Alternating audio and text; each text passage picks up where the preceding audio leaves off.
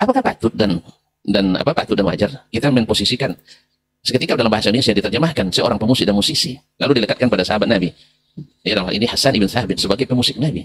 Etis nah kira-kira?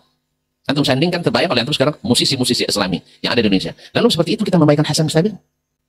Dan kalau bicara depan umum, siap untuk dikoreksi. Bicara depan umum, siap untuk dibetulkan.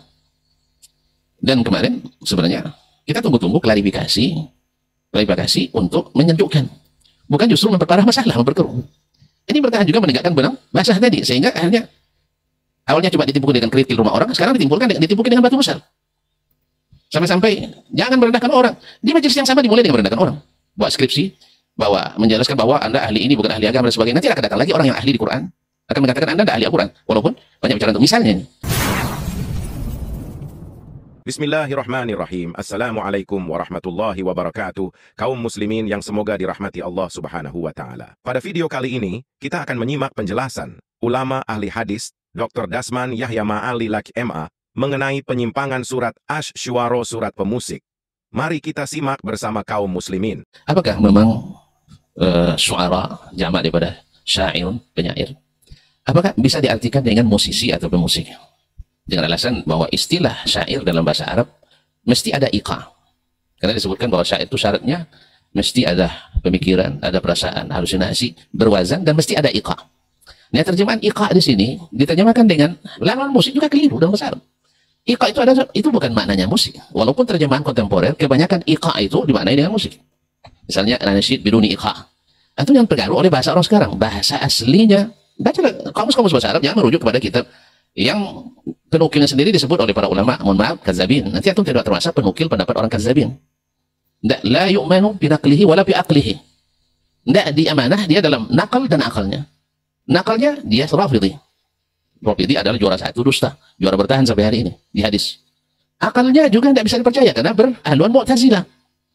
Makanya ketika kita baca, subhanallah, ada jadi bingung terus terang. Jangan para awam yang udah belajar agama bahasa Arab, bingung jadinya harus ada 5 syarat sebagai syair. Yang selama ini kita belajar bahwa syair itu ada kafiyahnya, ada wazannya.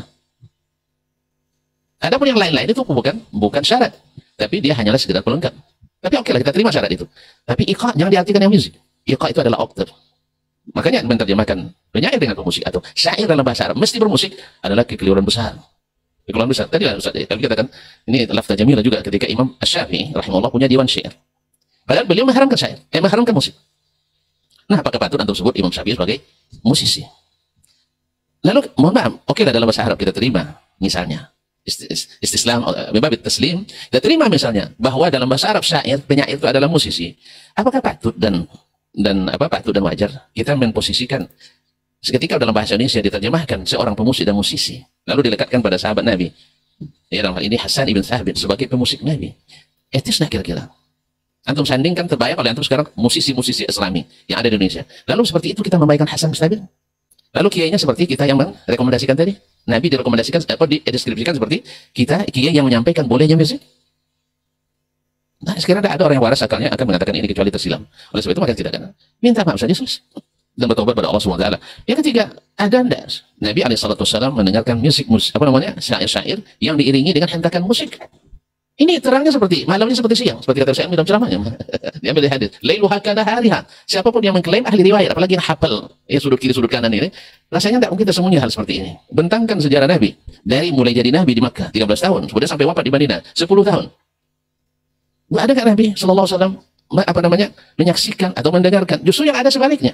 Walaupun hadis diperselisihkan, yaitu Nabi mendengar suara seruling, dia tutup telinganya. Kemudian ditanya lagi, masih terdengar? Sudah tidak, baru dia masih terdengar lagi, tutup lagi telinganya. Jadi kata Abdullah bin Umar. Kemudian kenapa antum ketika membahas masalah ini tidak hadirkan hadis-hadisnya? Kenapa pergi ke mana-mana? Satu, pergi ke ayat wa zayyana as-sama'a dunya bi zinatil kawakib. Innallaha jamilun yuhibbul jamal. Suara indah dan sebagainya. Kenapa tinggal hadis? Bahas hadisnya satu persatu. Dan bayangkan lingkungan di masa Nabi depan Madinah waktu itu seperti apa adanya. Ahli riwayat seperti itu. Kau pindah ke kitab Al-Mas'udi yang Mu'tazilah dan Rafidhi. La yu'tamanu bi aqlihi wala bi naqlihi. Padahal seperti kata Syekh Bakar bin Abdullah Abu Zaid, al-ilmu imma nassun musaddaq atau aqlun muhaqqaq. Wal amanatu syartun bihima. Wal amanatu syartun bihima. Faman akhalla bi ahadihima aw kilayhima fala yu'manu bi aqlihi wala bi naqlihi. Ilmu itu mesti nakal yang benar atau akal yang teliti. Dan amanah dalam keduanya diperlukan. Bila tidak amanah, tidak dipercayai, nakal wala akal. Walaupun pintar seperti Jibril. Jibril karena dia percaya, karena dia amanah. Karena dia hafiz, cerdas. Tapi cerdas tak amanah, tak dipercayai. Dan orang yang amanah, walaupun cerdas, dan tidak cerdas, juga diragukan akalnya. Sampai kedua-duanya bertemu. Oleh itu kaum muslimin muslimat dirahmati Allah SWT, bentangkan hadis-hadis Nabi dalam masalah ini, supaya kita jujur. Bukan jujur maknanya, mengakomodir orang yang berbeda dengan itu, bukan itu yang jujur. Salah satu dari jujur, iya, kita sebutkan dalil yang membolehkan, silakan. Lalu kita sebutkan, dan bukan maknanya membenarkan yang salah. Karena orang salah bukan kejujuran. Itu berkhianat terhadap ilmu. Antum tahu, yang benar, ini yang sahih, lalu antum benarkan juga yang salah itu tidak jujur namanya. Itu namanya ngikuti selera. Wabillahi taufik. Itu tadi penjelasan Ustadz Dasman. Beliau menekankan, apakah pantas sahabat Nabi Hasan bin Thabit disandingkan dengan musisi-musisi seperti yang ada saat ini? Tak ada orang yang waras mengatakan demikian. Kemudian adakah riwayat yang menjelaskan Nabi mendengarkan syair yang diiringi hentakan alat musik? Tak ada satupun riwayat yang menjelaskan hal tersebut. Padahal banyak kitab-kitab yang menjelaskan hukum musik, kok bisa-bisanya mengambil referensi kitab Al-Mas'udi yang jelas Mu'tazilah. Terjemahkan pengenai pemusik dan penyair zaman dulu dan sekarang mungkin saja sama atau berbeda. Tapi yang dipahami orang saat ini, penyair adalah penulis puisi lalu melantunkannya dengan retorika dan gaya bahasa tertentu. Sedangkan pemusik itu identik dengan alat musik dan anak band dan semacamnya. Apakah masuk akal Hasan bin Thabit disebut pemusik saat ini? Sangat sulit sekali dibayangkan. Yang kedua, dijawab Ustaz mengenai mengoreksi kesalahan tokoh di depan publik ini seperti apakah menjatuhkan muruah atau seperti apa, karena ada anjuran yang mengatakan menutup aib saudaranya. Ini seperti apa Ustaz? Nah, saya mulai sedikit biar lancar perjalanannya. Kaum muslimin dan muslimat dirahmati Allah. Kesalahan tadi sudah disebutkan oleh Syekh Hidayat bahwa setiap kita punya salah. Dan kalau bicara depan umum, siap untuk dikoreksi. Bicara depan umum siap untuk dibetulkan. Dan kemarin sebenarnya kita tunggu-tunggu klarifikasi untuk menyejukkan. Bukan justru memperparah masalah, memperkeruh. Ini bertahan juga menegakkan benang basah tadi, sehingga akhirnya awalnya cuma ditimbulkan dengan kerikil rumah orang, sekarang ditimpukin dengan batu besar. Sampai-sampai jangan merendahkan orang. Di majelis yang sama dimulai dengan merendahkan orang. Bawa skripsi, menjelaskan bahwa Anda ahli ini bukan ahli agama dan sebagainya. Nanti akan datang lagi orang yang ahli di Quran akan mengatakan Anda tidak ahli Al-Quran, walaupun banyak bicara untuk misalnya ini. Sama dengan orang sekarang, saya misalnya, walaupun pandai bahasa Arab, tapi tidak dibolehkan mengajar bahasa Arab. Walaupun yang sebagian yang ngajar bahasa Arab belum tentu bisa bahasa Arab. Zaman spesialisasi. Nah, jadi ini jangan dijadikan ini. Sebab kaum muslimin dan muslimat, yang dilarang itu bicara tanpa ilmu. Bukan bicara tentang sesuatu yang bukan jurusan kita.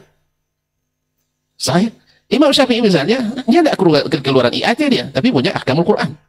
Dia bukan jurusan fikih muqaran, tapi dia punya ikhtilaful hadis, punya bukan hukum keluarga. Dia punya dan bukan jurusan bahasa, tapi punya diwan syair.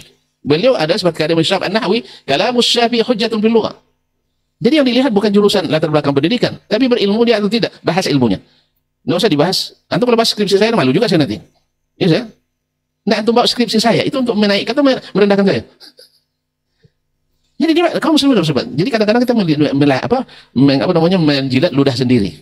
Nah, saya harap makanya ketika kesalahan dilakukan di depan umum, tentu menasihat di depan umum. Karena barangnya sudah dipublish. Nabi sendiri alaihissalatu wassalam, kan dia tidak lakukan di depan umum. Turun ayat diumumkan, dibaca sampai hari kiamat. Karena sudah dilihat orang.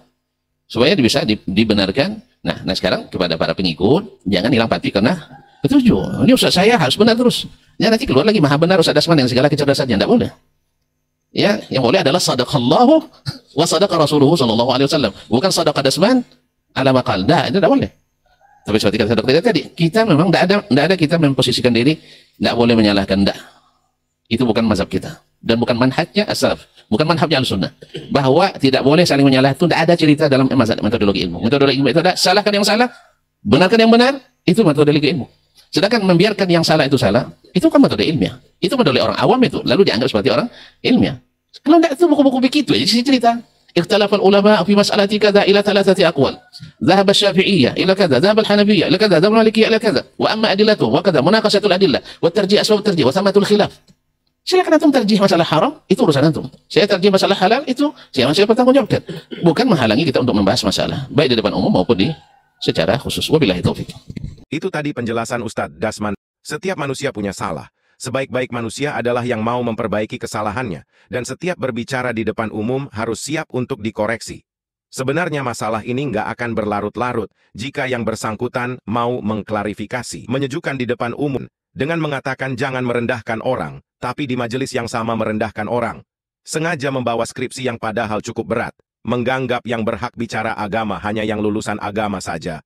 Padahal para sahabat tak ada yang mengenyam pendidikan tinggi, tapi mereka semua keilmuannya luar biasa. Yang dilarang itu bicara tanpa ilmu, bukan bicara tentang sesuatu yang bukan jurusan kita. Semoga Allah Subhanahu wa Ta'ala memberikan taufik dan hidayah kepada kita semua, dan diberikan pemahaman yang benar sesuai tuntunan Nabi Muhammad Shallallahu Alaihi Wasallam. Demikian yang kami sampaikan. Apabila ada yang salah kami mohon maaf. Bila suka dengan video kami jangan lupa like dan subscribe. Wassalamualaikum warahmatullahi wabarakatuh.